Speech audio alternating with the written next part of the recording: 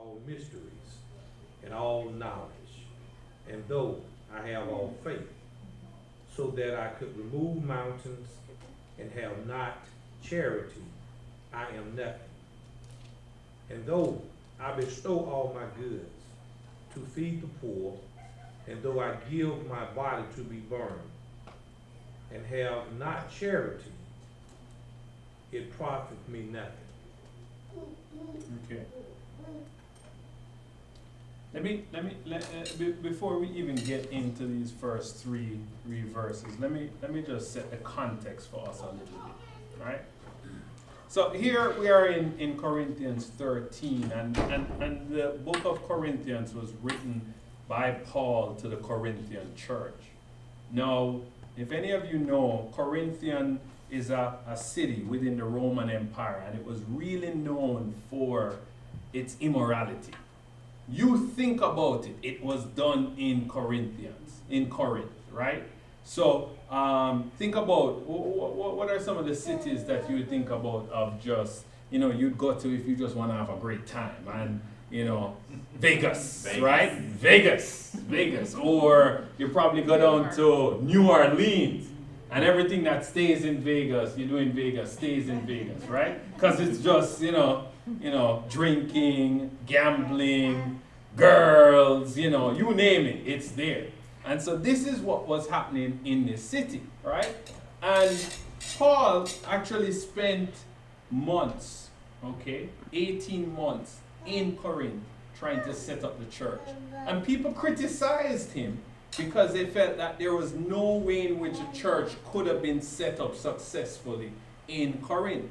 But by the grace of God, Paul was able to set that church up, and it became the fastest growing church throughout all of the Roman Empire.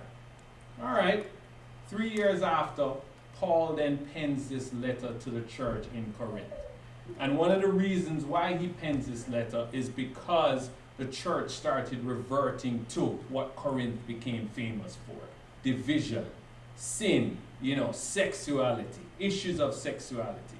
And so here, before we actually get into chapter 13, Paul spends some time talking about certain aspects or certain things that are important within the church: spiritual gifts, division, chaos in worship, all right? And right up until this point, right, in chapter 12, he spends some time talking about the importance of spiritual gifts and how we shouldn't be placing any importance on some types of spiritual gifts, such as prophecy, speaking in tongues, over the other types of spiritual gifts. And so we start off here in chapter 13, where he starts making this comparison between spiritual gifts and love. All right? So let me read it one more time. Thanks so much for reading it before. And now I will show you the most excellent way. If I speak in the tongues of men and angels, but have not love, I'm only a resounding gong or a clanging cymbal. If I have the gift of prophecy and can fathom all the mysteries and all knowledge, and I have a faith that can move mountains, but have not love, I am nothing. If I give all I possess to the poor and surrender my body to the flames, but have not love, I gain nothing. What is Paul actually saying right here?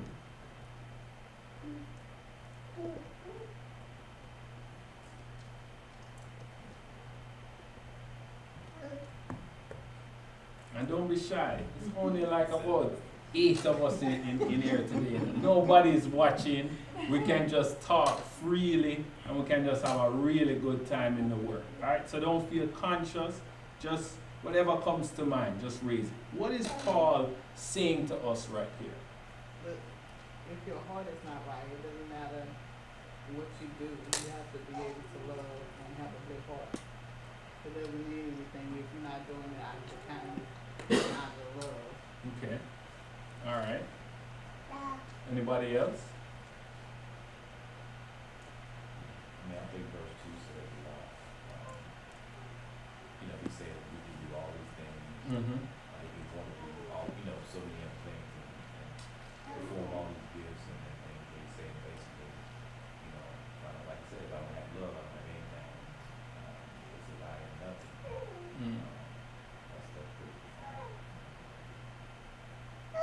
Anybody else? Any other interpretation? All right. Let me go back to the blackboard a little bit and just emphasize some aspects of the verse, because as you guys have said, I think this is profound. Now, what Paul is identifying here are spiritual gifts, right? Prophecy, speaking in tongues. When we see these things happening in churches, a lot of times our first belief or inclination is, hey, the Holy Spirit is here. This is the indication of a church that is going places, right? In fact, for some of us, we kind of get envious. We see somebody speaking in tongues or prophesying, and we're like, I want to be holy like them. You know, I want to do what they do. All right? And so here we have these spiritual gifts. And don't mind my spelling. I don't have spell check, right? All right? So we have the spiritual gift. Tell me one of the spiritual gifts he identifies. Speaking in tongues. Okay, speaking in tongues. Just see tongues there, all right? Now, normally, when we see speaking in tongues and we see somebody speaking in tongues, we say, the Spirit is there, right? Super saint. Right? Super saint. Super saint. All right? That's the ministry that we want to be a part. Okay? But what Paul is actually saying is that if there's no love, what happens when somebody is speaking in tongues and there is no love? Noise. They're just making, we can just erase this. It's noise.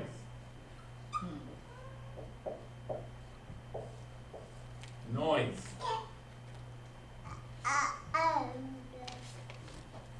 Right?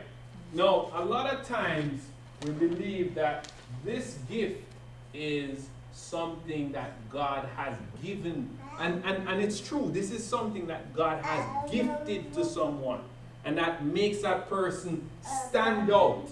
And even if you think about speaking in tongues, what this person is actually doing is God is communicating directly with them if they're speaking in tongues to a minister or to a church. And can you believe this is the person that's the voice of God? And if something as simple as love is missing, this means that that voice is not effective anymore. All right? So God can be speaking to someone and has given them the gift to communicate with the church. But if love doesn't exist, it comes across as nothing, as noise. Let's think about something else. What another gift that was identified? Prophecy. I can't spell that one. Spell it for me. P-R-O-P-A-T. Yeah, that's it. Yeah. See? Ooh, man, right? Prophecy. Now, normally, you see somebody prophesying to you. Again, it can be that they're prophesying by their interpreting the tongues that are spoken, or they have a direct prophecy for you. And even if this is a genuine prophecy, one that God has given to this individual, if there's no love, what does Paul say is the result?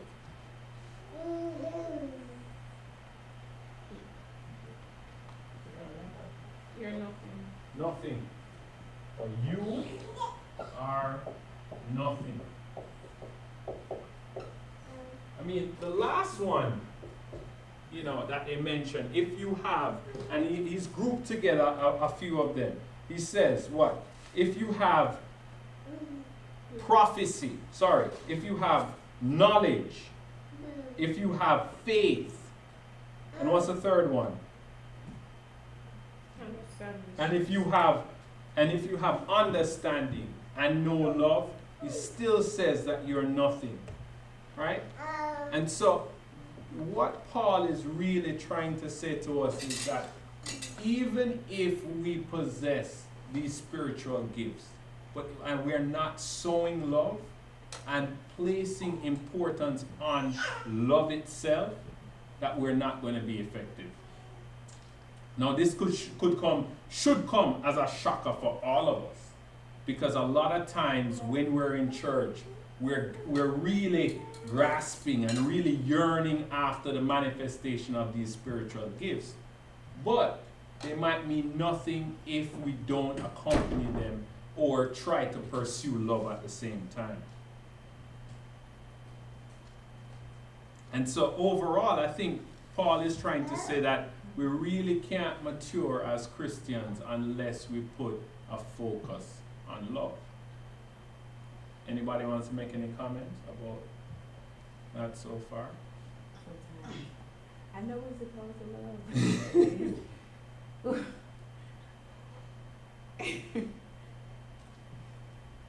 Love surpasses all understanding. Yeah. It's a hard thing. It's a hard thing to do. And when you made that statement, sometimes people say, "Oh, you know, somebody's speaking in tongues, or if they prophesying, well, I know what they have," but you don't know Yeah. what they have gone through to get that, Mhm. or to earn that, or whatever. That love that's a strong word. Yeah. And in these times now it's not being shown like how it's supposed to be shown. Yeah. And this is a good topic, you know. Love is what love does. If you love me, it's an action. Well, show me you love me. Mhm. You know, show me that you love me. Yeah. Who's that? That group that sung that song. If you love me, say it, show it, do it. You know. Who is that? You know, in love. That's an old, No. that's an old song. It's not an old song. You know, with you know, We young people don't you know that one. show me, you know, so that Yeah. works in this In the body. church. Yeah, in the church. In the show church. me, you know, he wants us to show him as well that we love him Yeah. by doing what we're supposed to do, and we don't. You know, and to be honest, we don't. And that's how so many fall by the wayside, Mhm. because it's not being done. And But it's true. I mean, when we think about it, in churches that we go to, there is so much emphasis that's placed on whether or not you're demonstrating certain spiritual gifts. How are you contributing to the church, you know? How are you showing and demonstrating to everyone else that you have, you know, matured in Christ to the point where you have recognized what your spiritual gift is and have the ability to exercise it, you know? And some people have various spiritual gifts, right? But the question for us is, as individuals, are we seeking after love? Are we spending the time to find out, one, what love is, how we should be demonstrating love? We don't. There's very little focus placed on that. I think sometimes it's hard to really and truly love, especially in church. When you get involved in church, when you're a visitor, it's fine. But when you really get involved and you're dealing with people and we're all so imperfect, it is actually harder, I think, to really and truly exercise love. And as you say, we missed the mark because we think that speaking in tongues and prophecy is what God really requires of us. And those things are evidence that I am saved or holy. But God says to us, he says the first commandment he gives is to love God. And then secondly, to love our neighbor. And it's just hard to love your neighbor. When you're working with them in church and they do you wrong or they talk to you a certain way, and you know what I mean? It's hard. It's hard. And trust me, church people can cut deep. Right. I don't know. Yeah. Well, I guess what I'm saying is you Yeah. expect more out of Right, you it. expect- Right. Can I ask you about, I've been thinking about this too. I use this analogy when I tell stories. Like, everybody who's been to Chick-fil-A, right? Uh-huh. Yeah. Have you ever had a bad meal at Chick-fil-A? Anybody? Baby love. I'm going somewhere with it. It's true. I mean, no, I've not had a bad meal. Okay. When you go to Chick-fil-A, the common denominator for me, every Chick-fil-A that I go in, across the country, is they are super nice. Super nice.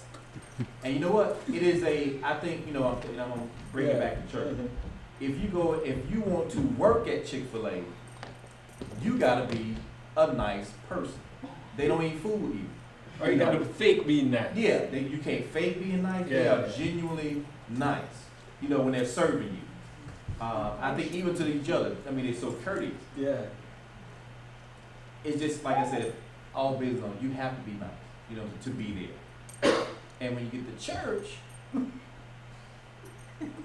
it should be a requirement for us in order to embrace the Oasis or embrace a ministry or lead a ministry. You got to be nice. It's a requirement. You know what I'm saying? That's how you get to love, when you get nice people reaching out to new members, visitors. When we stand up and shake hands, you shake somebody's hand that you ain't shook. I mean, nice. Nice. Yeah. I mean, I'm serious. I use that all the time. And I test it. I mean, I go to Chick-fil-A, I deal with the same people. I'll deal with a different person. No matter where I go, they are super nice. Nobody, it's my pleasure to serve. Yeah. How many times have you heard I that? know. I can't. No, guess what? I can't understand it. They're standing out in the hot sun. It's like 105 degrees. And they always look cool and they're always smiling. And I'm always like, smiling. what are you smiling about? I used to deal with branding and how you brand a company. But that is their brand. That's true.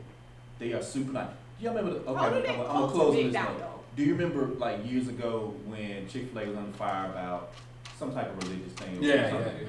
And some guy ordered a milkshake. They gave him the milkshake. Thank you, sir. Da da da. And then the guy threw the milkshake back at the girl, and she said, "Have a nice day." And she went back and cleaned it. You know what I'm saying? I said, what? Yeah.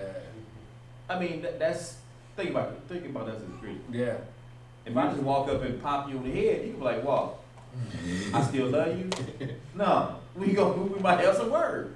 But I just say that because, like I said, that's should be a requirement. That's a powerful analogy. It's ironic that you say that. Well, it's Yeah. not ironic that you say that because Morgan worked at Chick-fil-A, and I just left before coming here. I just got through talking to the manager because I was mad because she's not driving to work. She have her license, but she's not driving to work yet. She don't have a car, but she had to be at work at 2. But she called at 4 and said, "Mom, you come pick me up." Well, I mean, you're supposed to get off at 7. Actually, you don't work on Wednesdays anyway because that's Bible study. Yeah. But they called, she said, "You come pick me up." Why? Well, they sending me home. They sent me home early. Why? They said labor is high, so they send me home. I'm mad. So I'm calling I call my husband, I'm in a meeting. Okay. So I gotta call somebody so I can calm down before I get down here because I know and my dad like, just calm down, get yourself together. And I get there, she comes out and I'm like, okay. And when she get in the truck, she said, "Well, Mama, they got some new people they just hired and they sending me home and they staying there to work." But my thing was I was gonna let her handle it, be responsible. When she told me that, my radar went up. Okay, I'm going mama mode. Let me go in here and find out what's going on. So I go in there.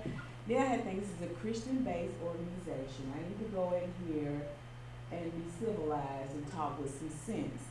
And the manager said, "Well, no, the labor is high." And he said, "But I have no problem with Morgan. She's one of my favorites, and you've done a wonderful job in raising her." And I said, "Well, I'm sure there's some areas of advancement, and she can be a team lead and all that." He said, "Well, no, man, I have no problem." Sure, and yes, and I know football season's coming up, and she can, and I told Morgan, I said, "Well, Morgan, look like Mama just opened the door for you, and he said, and I told him, I said, "It's my pleasure. It was my pleasure to have this meeting with you." He said, "No, it's my pleasure." And it just came out, everything came out. He was calm, I was calm, and it was just like.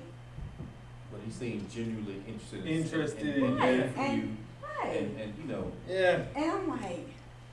So it's something that we definitely lack and it's something that we have to work on, because the problem I find is that when people talk about church, love isn't the first thing that comes to mind, and especially our churches. Okay, and we can even make it personal. I mean, do we feel that love is a priority here at Oasis? I think you have to start small, and then, you know, you have to start small, especially with us that's been together since the beginning of the church. And then it mushrooms out. Yeah. You know, you have to have somebody say, okay, you know what, let me get up and go to the other side of the church and shake hands there. Let me go say, hey, this brother, I've been shaking that brother hand. You know, I just noticed he was consistent coming to church. I mean, let me go forward to this young man, right? You know, or him pointing to me, you know, I just look forward to that type of stuff. But when you don't, if I don't feel it, that I can't give it, then he can't give it Right. to the people that he invited to church. Lance can't give it when he, you know, I mean, it's just, it has to start from the core and then push its ways out, you know, because as the church gets bigger, and we're destined to be bigger, you might get lost. Yeah. You know, love might get lost in the shuffle. Mm-hmm. And then it's hard to do it when you got a lot of people that you got, you don't almost have to indoctrinate somebody, but it's harder to do when you're not in front of it, when you know, you get out there. I mean, but I can't really see the difference in comparison Chick-fil-A with the church, because that's their job. When you come here, most of us, we're dealing with something. We're coming, you know, like a hospital. So, I mean, one thing, when I was young, I used to think everybody who was at the church was perfect. But then as I grew, I understand that everybody has problems that they're dealing with. So, I mean, I think it's how you look at the church. You know, when I try to get people to come to the church, they say, well, I'm not right yet. Nobody's there is, you know. So, we got to start looking at it's a place that we all can come and grow with love. But we can't, I mean, to say it's a perfect place. Yeah. I see what you're saying. But you know what, Nick? Yeah. You said something very important. You said that it is their job to be the way they are. You know, the manager expects them to perform a certain way. It is their job. It should be ours. You know, I say that to say it should be our job to be a certain kind of way. Like everybody. And if you go to this church at some point, I don't have to walk up and say, Nick, I need you to be nice today. Yeah. That should be part of our DNA, because you can walk your favorite restaurant. You can walk in there, and your expectation of getting what you always get because it tastes good. I'm going to Chick-fil-A because man, I need an 8-pack, whatever it is. My expectation is when I'm driving up to Chick-fil-A that it's gonna be great. All they gotta do is fulfill their part. You know what I'm saying? So when somebody comes to Oasis and they pull up in the parking lot and they walk in the church, their expectation is, I'm gonna get something today. I don't know what it is, but if they get the right thing, then they're coming back. They come back. Right, you're not holding up to your expectations. You're not feeling that Sunday, baby. You just need to stay where you're at until you get ready to, come with love, because they can rub off. On somebody else. Yeah, and so you send the wrong signal. I mean, we've been missing, but that don't mean we've been loving y'all, but we just been dealing with some stuff in the house. So, everybody been calling, checking on them, but that's still love. So it allow us to just come right back in and jump right back in. And the thing about them too is everybody at the University of Alabama, Nick has a core set of principles that he gotta uphold being a professor. Yeah. And he can teach it in a different kind of way, but he still has to be a certain kind of way. He has a responsibility. And that's how it is. But it's not just how it is. If we let's turn to Mark 12. Right? Let's turn to Mark 12, verse 28 to 31. Just since Josette brought this up.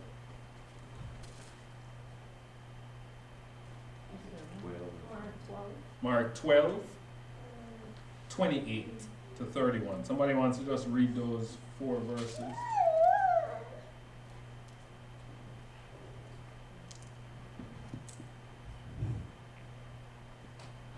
I have it in King James.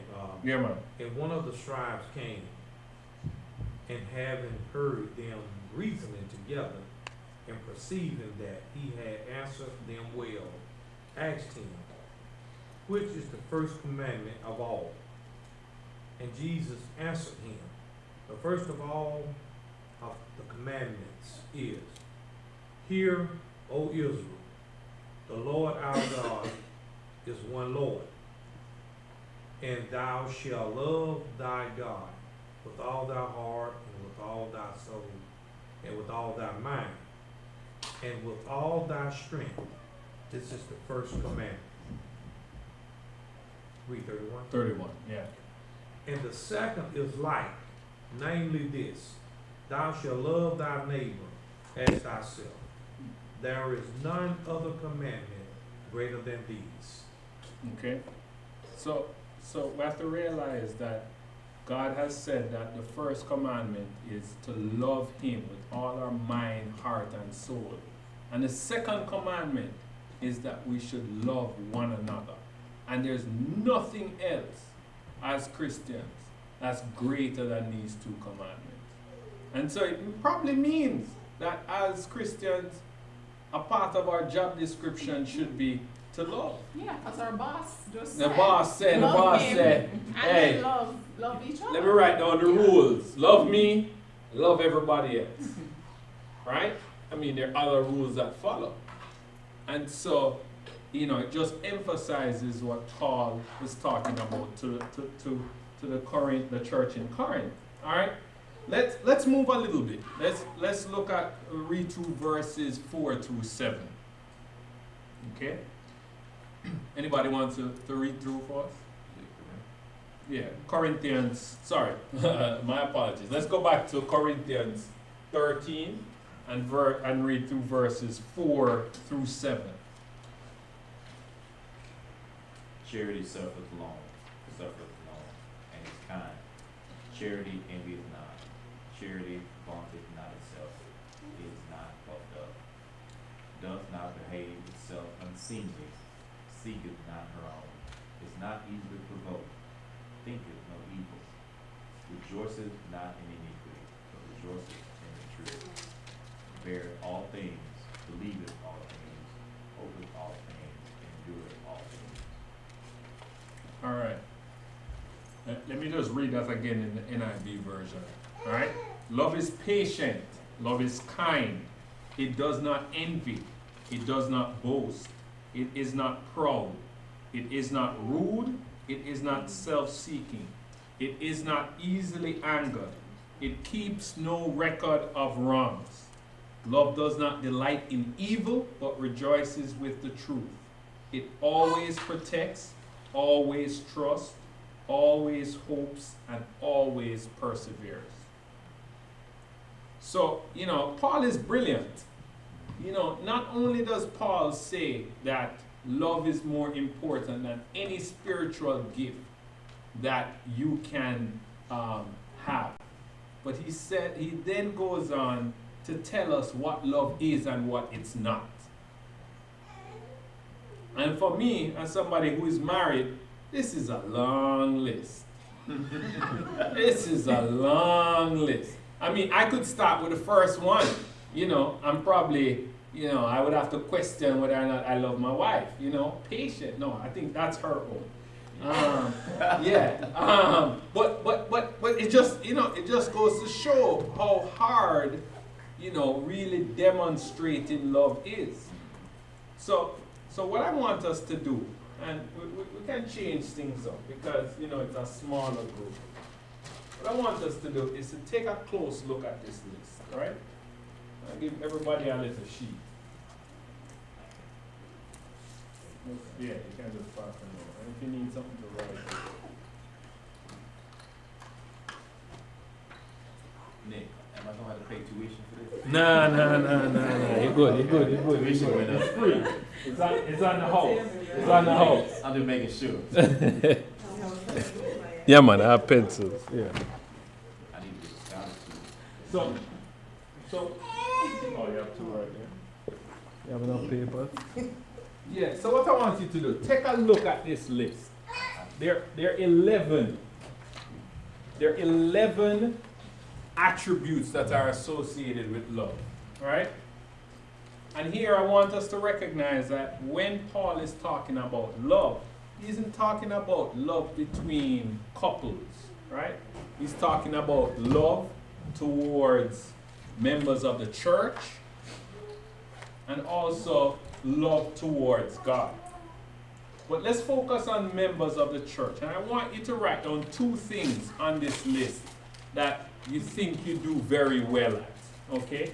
The attributes that you think you are doing, pretty well with. Personally, Yeah, personally. Just write them down. And then write down 2 things that you think you're struggling with.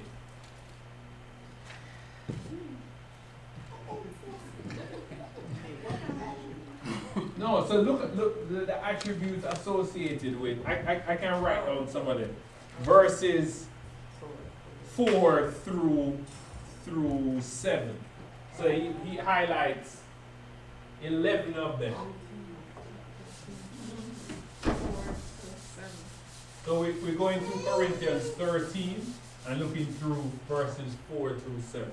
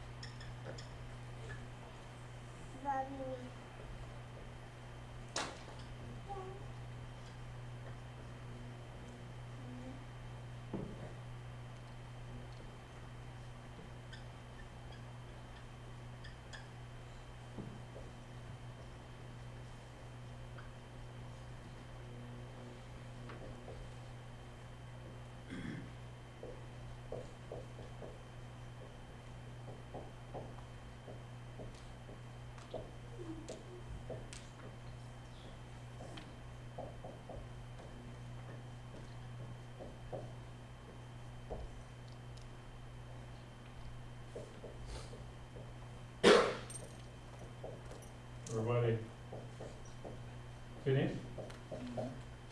All right. Just turn to somebody next to you, if you can, and share your list with them. You're still writing, you got It's that. supposed to be 2. 2 things you could have, 2 things you struggle with. All of it. 2 things. Love God. Protects and love that person.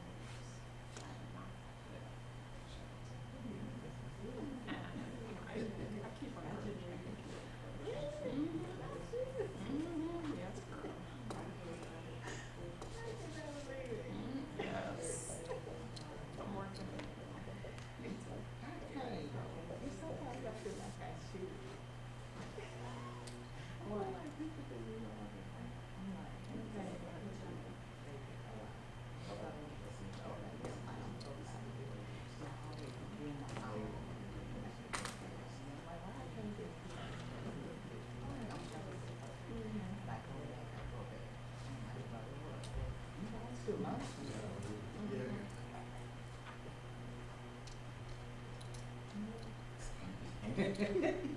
Still right. So what do you think you're good at? kindness, self-satisfaction,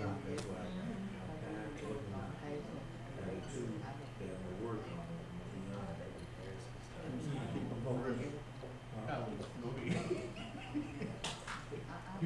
other is,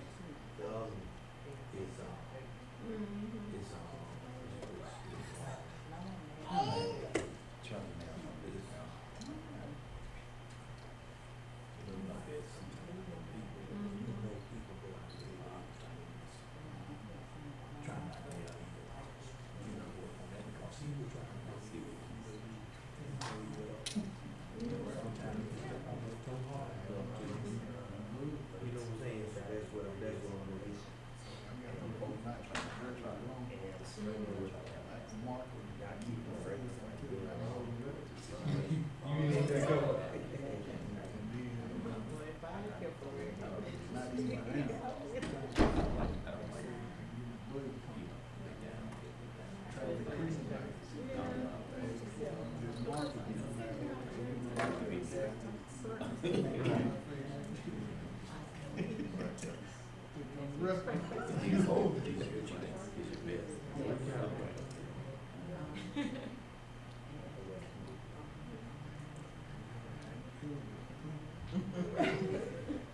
from West Side.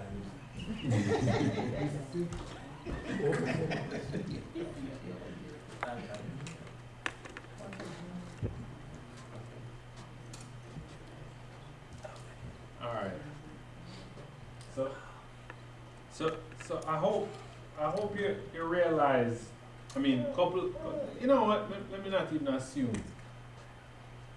What was going through your head for some of you when you were making this list? Oh, you know.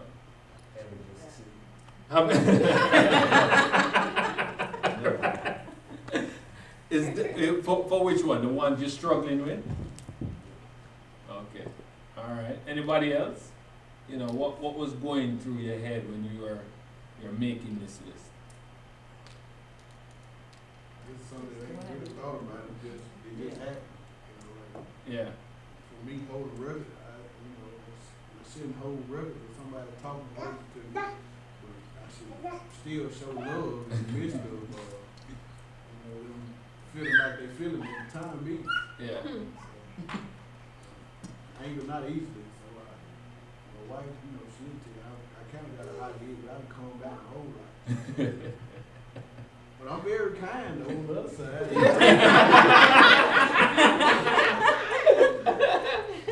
and I don't ever. So, I like to see people prosper, but All right. Anybody wants to share their list? Huh? Right before I came Yeah. here, like I had gotten an email about accepting a patient on my unit, and we've established this criteria, but like people keep trying to send them, and then when I say no, then makes me look like a bad guy. And I thought, I really shouldn't respond to this, and I didn't, and then I thought, nope, can't do it. And I thought, well, maybe I just should have done that. But it was all the truth. And then that's because I wrote, I rejoice in the truth. Mm-hmm. I really, really do. But my patience is really, the older I get, the thinner it is. No, I'm serious, because especially when it's adults. Like I have all the patience in the world with kids, Now I believe in, you have to be firm with kids and that kind of stuff, but that kind of stuff, I was thinking about that email, and I was like, why are you going back and forth about this? And then I had said, I'm not going to belabor it, and then person wrote something back, and I thought, I shouldn't respond. I thought, oh, yes, I am.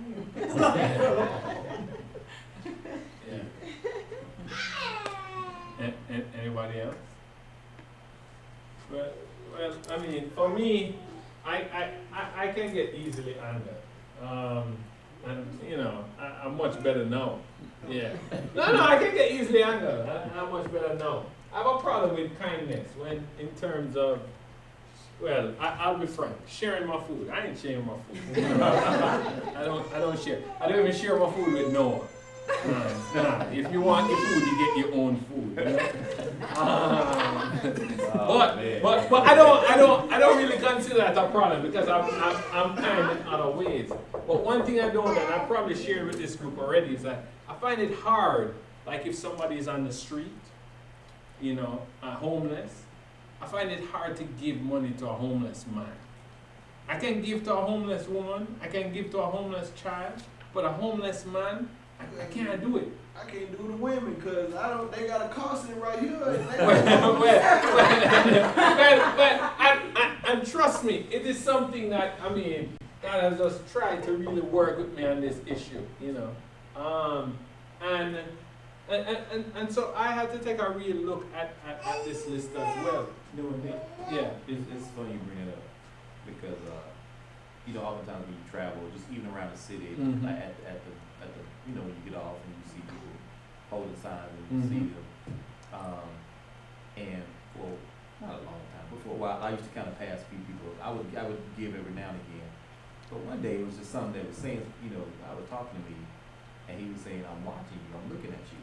Because when I looked at a person that was standing on the side of the street, he's like, that's me looking at you. Mm-hmm. He said, this could be you, but, you know, I was like, this God, that's God right there. I just see it. I see him in a lot of different ways. I see him in kids, I see him in people, I see him in sometimes things like that. But those type of things, like if I can, I'll do it. Like I remember one time we were in Atlanta, I was going to see my sister. And it was like 3 or 4 of them out there. You know, they wasn't bunched together, but, you know, I saw them from a distance. So every one of them, when I got close, I gave one of them a couple dollars. I gave the other a couple dollars. You know what I'm saying? I just did it because I saw them. Now, if I, you know, I may have, once I get about 75, I'm you know, I'm gone. But I just saw them. I was like, man, that's, you know, it just does something to me. Because I remember one time Maya was in the back seat, and her seat is on this side. And we pulled up, there was a person right directly parallel to the car. And she would look at them. And I was like, Maya, you know, after we drove, I said, Maya, that's a person. Yeah. I said, you should be scared to look at a person. Yeah. But anyway, that kind of stuff kind of tough. You know, when you get a little older, you kind of think. Now, when I was young, pull off, you know. Because my dad told me when I was young, he said, hey, look, you stick your hand out, somebody might pull you out. You know, my dad was kind of old school. He's like, man, don't be no fool. You know, so for a long time, I was like, okay, I ain't rolling out my window for nobody. You know. It's so funny. I'm doing Rick Warren's devotional right now. It's a year-long devotion, and it's on love. Mm-hmm. And 2 days ago, the not knowing that Nicholas would do this today, but the topic was love is a choice. Yeah. It's not something that comes automatically. We have to choose to be kind. We have to choose to make the decision to give that person that money. You know what I mean? Yeah. And it's not our responsibility when God presents us with a choice to say, they go buy drugs, or, you know, that's not our responsibility. And that's something I learned from my mom, that when you choose to be kind to someone, it's not your responsibility to figure out whether or not they're going to use your gift in a worthy way, or go buy crack, or, you know, score because they got a few dollars. They're not really out there trying to get money for their family. That's not your choice, your responsibility. Your responsibility is to make the choice to be kind. And that's where the buck stops for you. And so, I mean, as Nicholas said, I am highly impatient. I'm learning, Noah is teaching me now to be patient, but that's something I think I will continue to struggle. I don't like to wait. And so, but, you know, the devotion said love is a choice, and the next day was love is an action. Love is not an emotion. Because when you commit to love people, you're not going to feel, you don't wake up in the morning and look at your spouse and go, oh, I just love you every single morning. No. I do. And it's the same thing. I've said that to her before, everyone. He says it all the time. And it's the same thing. When you deal with church people, you are not going to feel like loving these people all the time. But the AC is not going to die.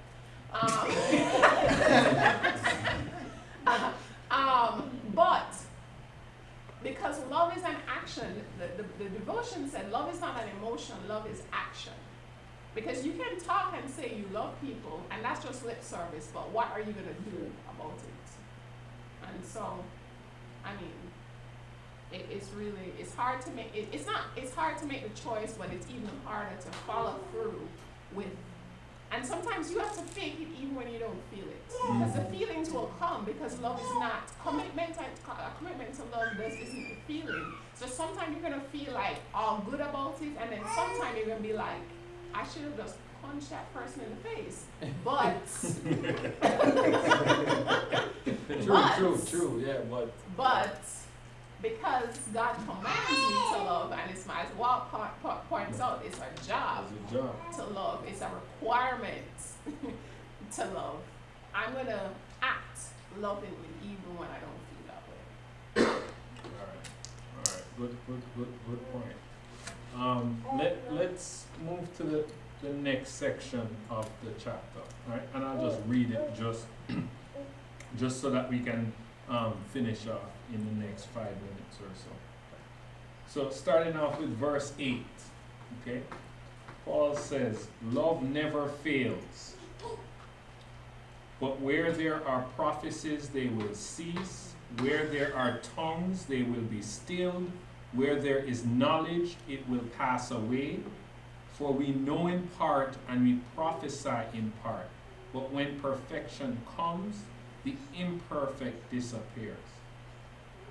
And this is a verse 11, that we know and we quote very often.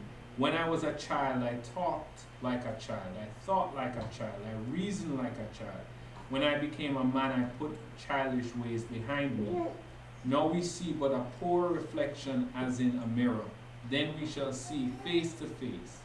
Now I know in part, then I shall know fully, even as I am fully known. And the last verse, verse 13. And now these three remain, faith, hope, and love. But the greatest of these is love. All right, so Paul says a lot right here. Do any of you have any interpretations of what was said between verse 8 through verse 13? I think the first thing, first word in verse 8 says love never fails. You truly, like Sean said, if you love somebody, it's an actionable word. You have to choose to love. And I think if you love somebody, even the old girlfriend, I'm just gonna bring it up, old girlfriend, you might be like, man, I thought she was the one. And you may have a little small piece roped off, tied up, put off this. You may see, when you see that person, you remember the love that you used to have for that person. Like, you go to high school reunion, you go to college reunion, wherever, you might, it might be that case, so, or you may have what was that thing? you putting that on me? No, but I'm just saying, you don't forget to love. I don't think if you love something once, you may not like it down the road, but you may not. I don't think you forget the love that you had for that or for it. Basically, you say everything else gonna fall off. People telling you, prophesying you, that's gonna fail. Speaking tongues, everything will, vanish away. I think about my younger daughter, Mr. Santini going through her thing. I love my children enough not to let them go any kind of way. So when Mr. would be going on, I learned how to do pigtails. And so I never been no person to do hair with. I love my child enough not to let her go out any kind of way. And she always reminded me, Daddy, would you do anything for me? But you said you love me. And so my love for her is so great, in a nutshell, that I refuse to let her go out any kind of way. And so, and one week, we got to go to the store, got to go shopping. I was running around doing everything, but I got to get your head straight. But it's like this thing said, love never fails. So I would do anything for the children, but love is consistency also. So, I remember my wife was going through, and I refused to actually do her hair. So by the end of the week, I had called my mother-in-law, hey, you need to come over here and braid your hair. I told my wife, we just going through something. Everything that's coming up against you is gonna fail because you covered in the blood of Jesus. Anybody else? In terms of how we can interpret this. All right. So there are a couple of ways in which we can interpret it, and both of you, are right. If we look at verse 8, it says, "Love never fails." Okay, And I think that this is something that we should keep reminding ourselves. That love is so important, and the reason why it's so important is that it never fails. It will always exist, right? And if it's true love, and the love we're talking about is one, the love that God has for us. If we think about the verses that say, as far as the east is from the west, well, nothing can separate us from the love of God. And we can think about that, you know, the eternal aspect or the infinite aspect of God's love. That love will never fail. But there's something else that Paul is doing. Paul here is saying to us, think about the things that we value, right? Or we used to value in church. Speaking in tongues, prophesying, having wisdom, right? All these things are not going to matter anymore when we get to heaven, right? When we see God face to face in heaven, all of those things are not going to matter because we're going to have perfect knowledge because we're there with Him. We don't need to be speaking in tongues anymore because we'll be hearing directly from God. We don't need to be prophesying anymore because at that point we will be right beside God and there will be no need for anybody to prophesy or interpret anything because we as Christians are going to be fellowshipping with God. But even with all of that, God's love and the love that we're going to have for other Christians who are there in heaven will remain the same. Right? And so, think about a relationship that you have with any of you ever been in a long distance relationship before? Like, you know, yeah.